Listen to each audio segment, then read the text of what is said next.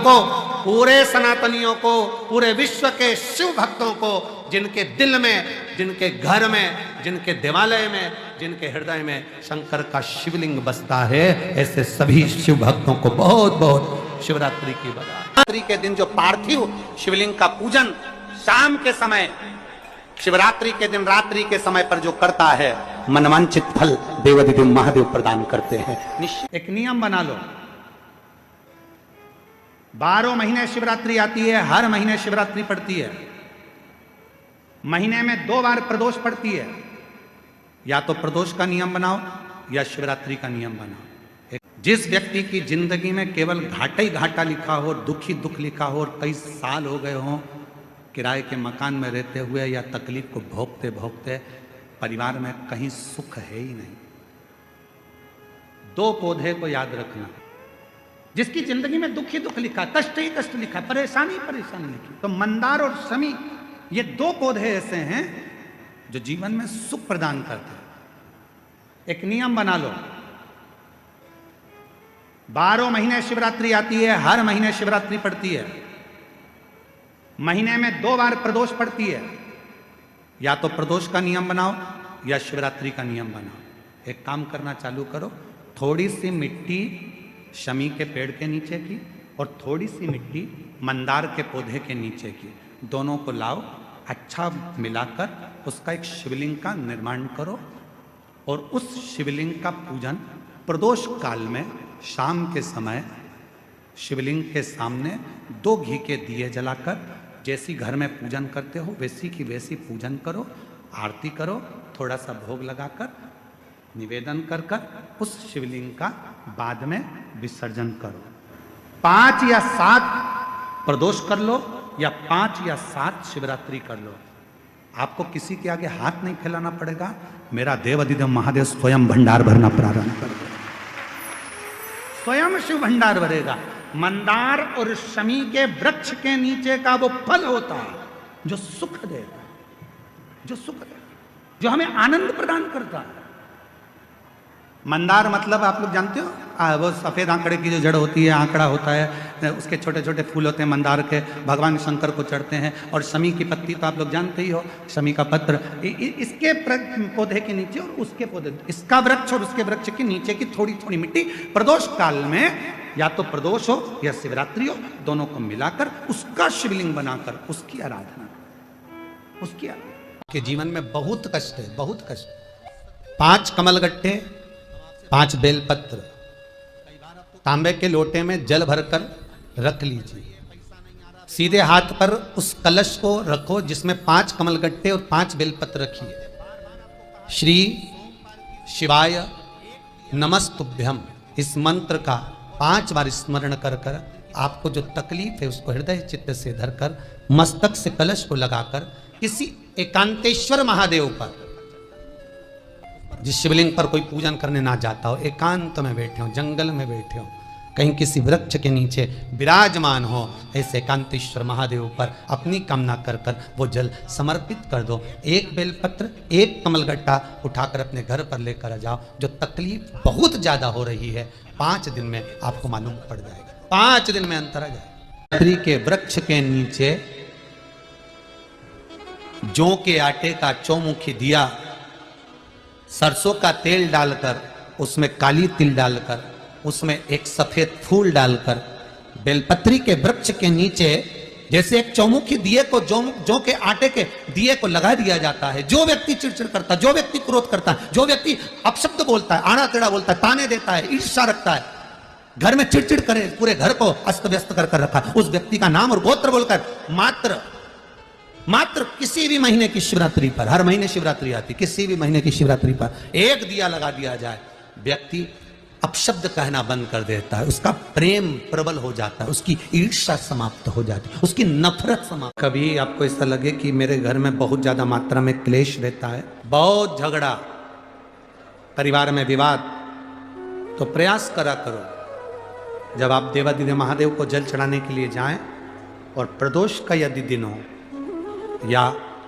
महीने की शिवरात्रि हो या प्रदोष का दिन हो, तो उंगली में ही भले एक उंगली में जरा सा शहद लगा कर ले जाओ और अशोक सुंदरी वाली जगह पर और शिवलिंग पर उस शहद को लगाकर जल चढ़ाने का प्रयास करो। आप दो प्रदोष या 2 महीने की शिवरात्रि अगर आपने कर ली, अपने आप आपके घर में क्लेश समाप्त होता चले जाएगा, शांति बनना प्रारंभ हो जाएगा। शहद में वो फल है, मधु में वो फल है। कामना के वश अगर हम दीप लगा रहे हैं या हमारे मन में कोई भाव उत्पन्न है और हम बाबा से कहना चाहते हैं कि बाबा मेरा ये कार्य है आप पूर्ण करिएगा, तो फिर तो वो दीप का बाती का मुख अपनी ओर रखना, पर कोई कामना नहीं। हम भगवान को केवल इसलिए रिझा रहे हैं कि मेरा भोलेनाथ मेरा भंडार भरे और मेरे घर में सुख समृद्धि दे, तो दीप की बाती का मुख भगवान की ओर होना चाहिए। हर महीने की जो शिवरात्रि आती है, मासिक शिवरात्रि जो आती है, आप 12 महीने का नियम बनाओ कि मैं 12 महीने की शिवरात्रि का व्रत करूं ना करूं। मैं शंकर के मंदिर में 12 महीने जो शिवरात्रि आती है उस शिवरात्रि का नियम लेती हूं कि शिवरात्रि के दिन मैं दिया लगाने 3 जगह पर जाऊंगी। पहला, बोलते जाओ जम के, बेलपत्री के नीचे। दूसरा, शंकर भगवान के मंदिर में या शिव मंदिर की चौखट पर। तीसरा, आंवले के वृक्ष के नीचे। ये 3 जगह पर आप प्रणाम कर कर, झोली पसार कर बाबा देवाधिदेव महादेव, माता लक्ष्मी और पार्वती के नाम से दिया लगाना प्रारंभ कर दीजिए। 3 महीने की शिवरात्रि पूरी हो, ये निश्चित है। शिव जी का अगर कोई व्रत कर रहे हो तो उस दिन आप भगवान शंकर को चढ़ाने के लिए बेलपत्र मत तोड़ो, 1 दिन पहले तोड़ो। दुख की जिंदगी चल रही है, बेलपत्र लीजिए और 7 चावल के दाने से बेलपत्र के मध्य वाली पत्ती पर रख लीजिए।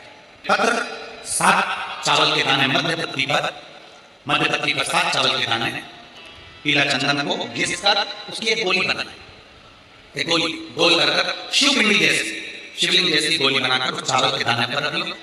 एक स्थान पर रखकर घर के अंदर ही उसका पूजन कर दो, अंदर दिए से आरती कर ऐसी कैसी ही बेलपत्र अशोक सुंदरी वाली जगह आप रख दीजिए। ये किसी भी प्रदोष के दिन या किसी भी सोमवार की अष्टमी के दिन या किसी भी विशेष शिवरात्रि के दिन आप ये एक बार केवल करना है और अपने मन की कामना कर उसको रखकर बाबा को घी का 2 दिया लगाकर आ जाना है। मेरा भोलेनाथ आपका हाथ पकड़कर आपको कॉम्पिटिशन एग्जाम में विजय दिलाएगा।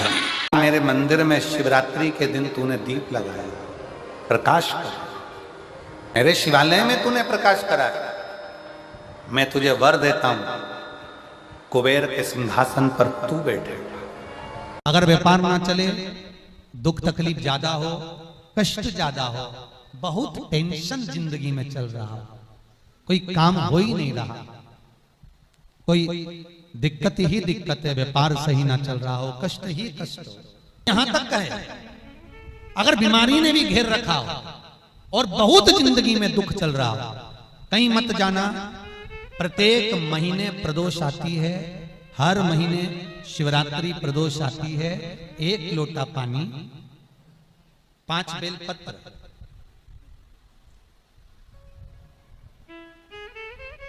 5 बेलपत्र, 1 शमी पत्र, 1 शमी पत्र, 5 बेलपत्र तांबे के लोटे में जल में डाल लीजिए। 7 दाने अक्षत के, आखे अक्षत के डाल लीजिए।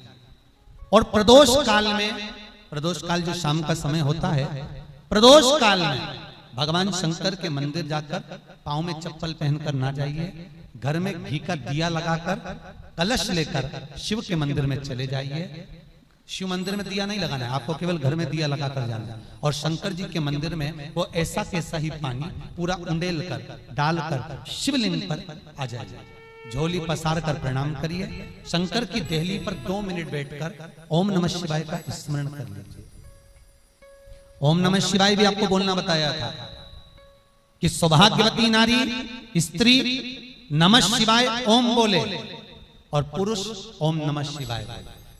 अगर पति और पत्नी दोनों बैठकर जाप कर रहे हैं तो दोनों ओम नमः शिवाय बोल सकते हैं, पर नारी अगर अकेले बैठकर स्मरण कर रही है तो नमः शिवाय ओम आप जब नमः शिवाय ओम बोलना चालू करेंगे तो ओम अपने आप ही आगे आ जाएगा। बोल कर देखिए, नमः शिवाय ओम, नमः शिवाय ओम, नमः शिवाय से चालू करा, ओम अपने आप आगे आ जाएगा। पर पुरुष जब जब जाप करे ओम नमः शिवाय बोल, पति पत्नी दोनों बैठकर जाप कर रहे हैं तो ओम नमः शिवाय बोल सकते हैं। केवल स्त्री जाप कर रही है तो नमः शिवाय ओम, नमः शिवाय ओम, नमः शिवाय ओम, नमः शिवाय ओम, नमः शिवाय ओम अपने आप आ जाएगा। 5 बार, 3 बार, 7 बार कुछ देर शिव के मंदिर में प्रदोष काल में, प्रदोष के समय पर, प्रदोष के दिन बैठकर शिव नाम का जाप करें। जल का पात्र वापिस घर में ले आए और बड़े प्रेम से अगले महीने फिर प्रदोष के दिन, फिर प्रदोष काल में शिव के द्वारे जाएं, फिर विनती करें, कहीं मत जाना, केवल शंकर की शरण में जाना, उससे कहना, उससे निवेदन करना। मुझे विश्वास है मेरे शंभू, आपने 2 या 3 या 4 प्रदोष ही कर लिए तो मेरा महाकाल बाबा आपकी झोली तो भर ही देगा। खुशी 3-4 बस बहुत, पूरे साल की तो आप करना, छोड़ना मत। अगर बाबा देवी दे तो पूरा साल तो करना ही करना, बीच में नहीं छोड़ना। टेंशन, बहुत परेशानी या बहुत ज्यादा तकलीफ में घिरे हो, बहुत ज्यादा में आशान तो लग रहा है बहुत हार चुका हूं, अब तकलीफ की जिंदगी खत्म नहीं हो रही, तो रथ पूर्णिमा के दिन शिव मंदिर में जाकर 2 चंद्र दीप अवश्य लगाओ। मतलब दोनों दीपक पास पास में रखकर, दोनों घी के दीप। मान के शिवलिंग में 3 जगह ऐसी है जहां पर पुष्प या इत्र, बेलपत्र, सुगंधित पदार्थ शंकर को समर्पित करा जाता है तो रोग से निवारण होता जाता है। 3 स्थान, सिर्फ 3 स्थान बताएगा। पहला स्थान अशोक सुंदरी और भगवान शंकर का जो शिवलिंग रखा है उसके बीच में जो अशोक सुंदरी और शंकर भगवान के शिवलिंग के बीच में एक जगह खाली पड़ी रहती है। अशोक सुंदरी का स्थान पूर्ण होगा, शिवलिंग होगा, उसके बीच में एक स्थान खाली होता है। उस स्थान पर अगर जिस समय पर भगवान शंकर के जिस अशोक सुंदरी और शिवलिंग के बीच में जो स्थान है वहां पर अगर इत्र लगाया जाए, दूसरे नंबर पर शिवलिंग के ऊपर से लेकर नीचे के मध्य भाग में, जहां मध्य भाग है ये शिवलिंग, ये नीचे का भाग और मध्य भाग में अगर इत्र लगाया जाए, और तीसरा भगवान शंकर का जो जल नीचे की ओर गिरता है, जहां जो पट्टी रहती है पानी नीचे आने की, उस पट्टी पर अगर इत्र लगाया जाए, ये 3 स्थान इत्र लगाने के होते हैं। अगर वहां लगाया जाए तो कैसा भी रोग हो आपकी जांच अच्छी ही आएगी, बेकार नहीं आ सकता। पुराण की कथा कहती है यदि राहु है, केतु है, शनि है, मंगल है, बुध है, शुक्र है, शनि है, आपको कोई भी ग्रह परेशान कर रहा है, आपके जीवन में कोई ग्रह अगर अनिष्टकारी है, आपके जीवन में अगर कोई ग्रह अनिष्टता प्रदान कर रहा है, तो निवेदन है शंकर के मंदिर में जो कलश लेकर आप जाएं, जल लेकर जाएं, उस कलश में मात्र अक्षत के 2 दाने डालकर ले जाएं, मात्र 2 अक्षत के दाने, पूर्ण अक्षत भगवान शंकर को समर्पित करें। और बाबा भोलेनाथ को जब हम जल समर्पित करें तो राहु, केतु, मंगल, शनि, शुक्र, बृहस्पति जितने ग्रह हैं सब अनुकूल हो जाते हैं महाराज। हर महीने शिवरात्रि पड़ती है, हर महीने, ऐसा कोई महीना नहीं जाता जिसमें शिवरात्रि नहीं पड़ती, हर महीने पड़ती।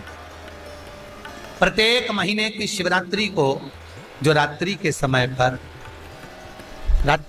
पर 9 बजे के बाद या फिर प्रदोष काल में शाम का समय, सूर्यास्त का समय, ये 2 समय ऐसे हैं जिस समय पर शमी के पत्र पर हल्दी में इसको लगाकर जो भगवान शंकर के शिवलिंग पर समर्पित करता है उसके घर में कभी संपदा की कमी नहीं पड़ती है, कभी संपदा।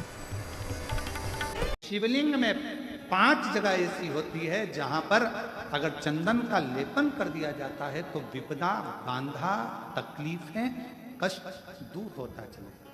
5 स्थान बताए, उसको समझिए। शिवलिंग को अपन मान लो, इसको जलाधारी मानो, जहां से जल बहता, ठीक है। ये गोल भाग जलाधारी जिस पर शिवपिंडी रखिए, यहीं पर अपन गणेश जी, कार्तिकेय का स्थान, बीच में अशोक सुंदरी का स्थान मानो। अब इसको समझिए, 5 स्थान बताए। पहला स्थान भगवान शंकर के पूरे शिवलिंग का मध्य भाग, ये पूरा जो शिवलिंग है शिव जी का, उस शिवलिंग का मध्य भाग प्रथम।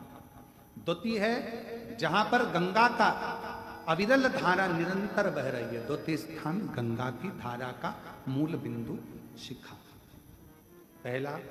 दूसरा, तृतीय स्थान उसी के सामने जो जलाधारी का पटका दिख रहा हो, दिखता है जलाधारी का सामने का हिस्सा, भीतर का हिस्सा नहीं, जिस पे रखा है वो हिस्सा नहीं, सामने जो दिख रहा है, 1, 2 और तृतीय स्थान माँ अम्बा जगदम्बा के कंठ भाग पर चंदन का लेप। महाराज 3 स्थान ये बताए। चौथा स्थान जहां से जल नीचे गिर रहा है, जल गिरने का जो स्थान छोटा सा एक भाग रहता है, वो जितनी जगह रहती है उसके मध्य भाग, चतुर्थ स्थान। और 5वें नंबर का जो भाग बताया गया वो अशोक सुंदरी का स्थान।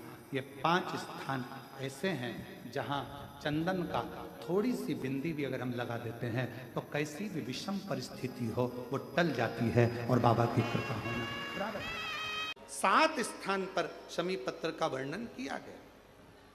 7 स्थान, ये शिवलिंग, ये जलाधारी, ये जल बहता है वो स्थान, बीच में अशोक सुंदरी का स्थान, गणेश जी कार्तिकेय जी का स्थान, माँ जगत जननी का हस्तकमल, शिवलिंग, ऊपर जलाधारी में जया, विषहरा, श्यामली बारी, दौतली, देव। 7 स्थान बताए। पहला स्थान अशोक सुंदरी का स्थान, द्वितीय स्थान भगवान श्री गणेश जी महाराज का स्थान, जहां गणेश जी का स्थान है सीधे भाग में उस स्थान। तृतीय स्थान मां पार्वती जी का हस्तकमल। चतुर्थ स्थान भगवान शंकर का शिवलिंग। चौथा स्थान। 5वां स्थान नंदी का उठा हुआ चरण, जो नंदी का पांव उठा हुआ रहता है एक आगे वाला, 5वां स्थान। और 2 शमी पत्र भगवान शंकर के सम्मुख में से अपनी कामना कर 3 बार पंचाक्षर मंत्र का या श्री शिवाय नमस्तुभ्यम का स्मरण कर वो शमी पत्र भगवान शंकर के शिवलिंग पर फिर समर्पित कर दिया जाए। अगर ये 7 शमी पत्र समर्पित कर एक बेलपत्र शिव जी को समर्पित करा जाता है तो धीरे धीरे कैसा भी बड़े से बड़ा रोग हो वो धीरे धीरे कटना प्रारंभ हो जाता है। को हम जो जल चढ़ाते हैं उसका एक तरीका भी हमारी जिंदगी में अगर हमने उसको स्मरण में रख लिया तो हमारी कार्य की सिद्धता को सिद्ध कर दे। सीधे जल चढ़ाना, दक्षिण में बैठकर उत्तर की ओर मुख कर कर जल चढ़ाना, अशोक सुंदरी से लेकर शिवलिंग तक जल चढ़ाना, 5 स्थान पर गणेश, कार्तिकेय, अशोक सुंदरी, जलाधारी, शिवलिंग पर जल चढ़ाना 5 स्थान, और 5वां जल समर्पित करना। 5वां शिव जी को 5म नंबर का जो जल आता है, जो जलाधारी है, ऊपर जिसमें पानी भरा रहता है और नीचे एक एक बूंद टपकता रहता है, जलाधारी में जल समर्पित कर कर उसी जल को बचाकर अशोक सुंदरी वाली जगह पर थोड़ा सा चढ़ाकर उसी में से जल शिवलिंग पर जब हम समर्पित करते हैं तो हम जिस कार्य के लिए जा रहे हैं वो कार्य सफल होता है। किसी के यहाँ पर जब बच्चे नहीं होते, 10 साल हो गए, 15 साल हो गए, 20 साल हो गए, 25 साल हो गए, 30 साल हो गए, मन से हिम्मत मत हारना कि मेरे घर बच्चे नहीं है, मैंने इलाज भी करवा लिया, सब दूर चली गई, सारे देवताओं के यहाँ गई, गोदी भी भरवाई, झोली भी भरवाई, नियम भी लिए, बहुत सारा, बहुत पूजन पाठ भी कर ली, फिर भी मेरे घर में बच्चे नहीं है, तो दुखी मत हो, टेंशन मत ले।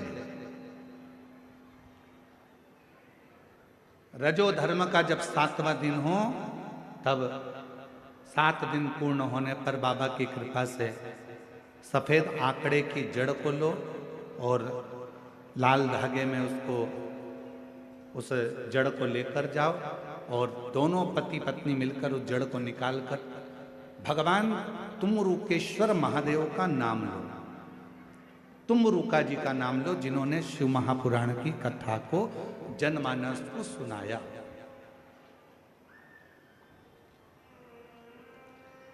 तुमरुकेश्वर महादेव का नाम लेकर, तुमरुका जी का नाम लेकर 21 बार भगवान शिवलिंग के आसपास में से भ्रमण कराकर नंदी के पास खड़े होकर बाबा को प्रार्थना कर कर वो सफेद आंकड़े की जड़ को अपनी कमर में लाल धागे में उसको बांधो।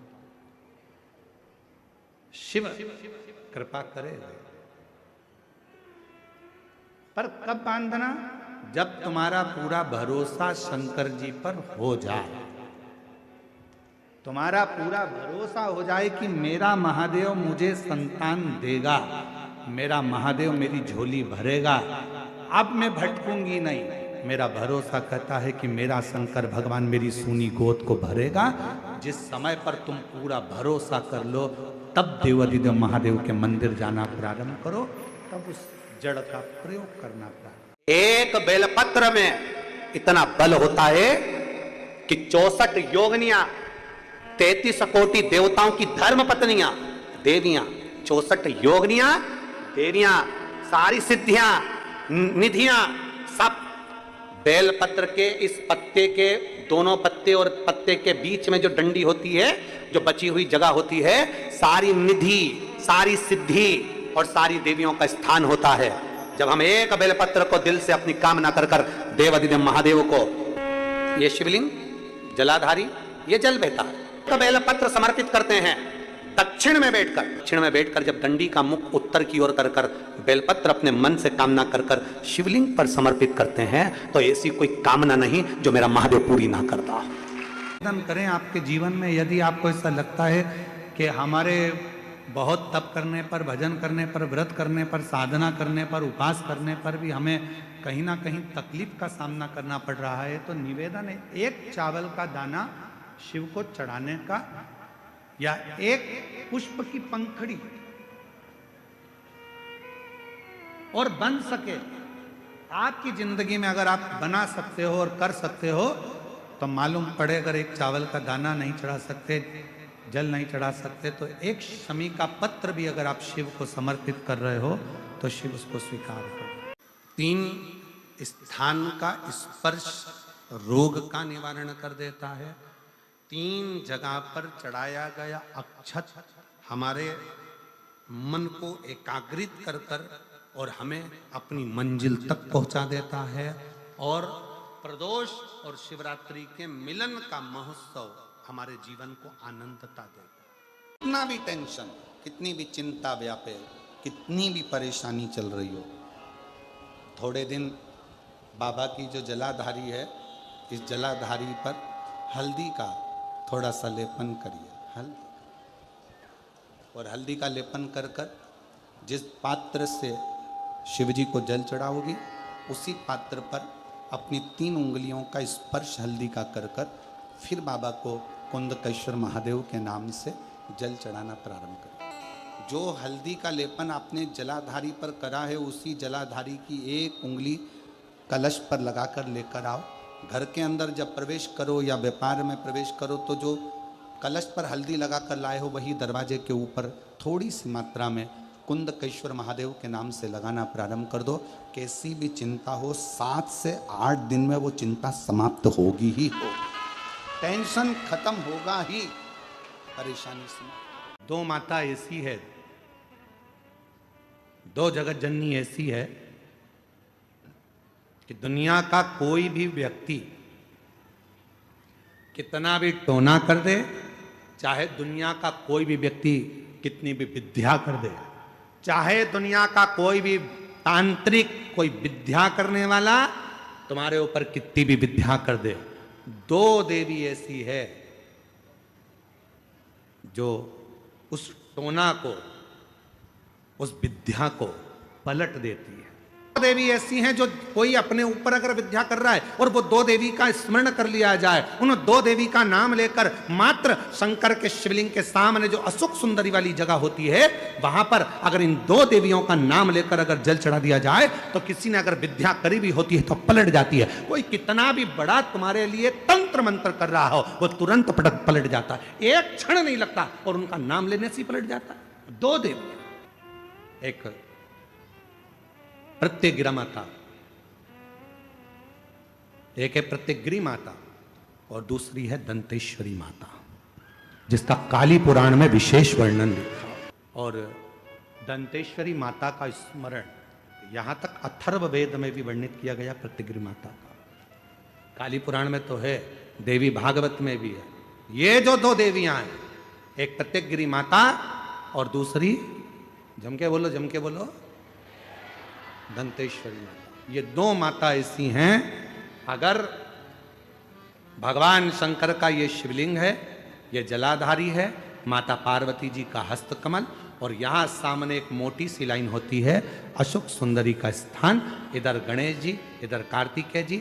जब हम दक्षिण में खड़े होकर, उत्तर में मुख कर कर, यहाँ खड़े होकर जब हम शिवलिंग पर जल चढ़ाते हैं और अपने जल के पात्र को थोड़ा सा आगे बढ़ाकर हम इस स्थान पर, अशोक सुंदरी के स्थान पर, इस यहाँ खड़े होकर जल चढ़ाते समय इस स्थान पर अपने पानी के लोटे को आगे बढ़ाते हैं और जल को यहाँ गिराते हैं। प्रत्येकगिरी माता का नाम लेकर या माँ दंतेश्वरी का नाम लेकर जब हम चढ़ाते हैं, आज दिन भर में अगर कोई ने भी हमारे ऊपर विद्या करी होती है, वो 2 मिनट के अंदर वो कटकर गिर जाती है और कोई असर नहीं हो पाता।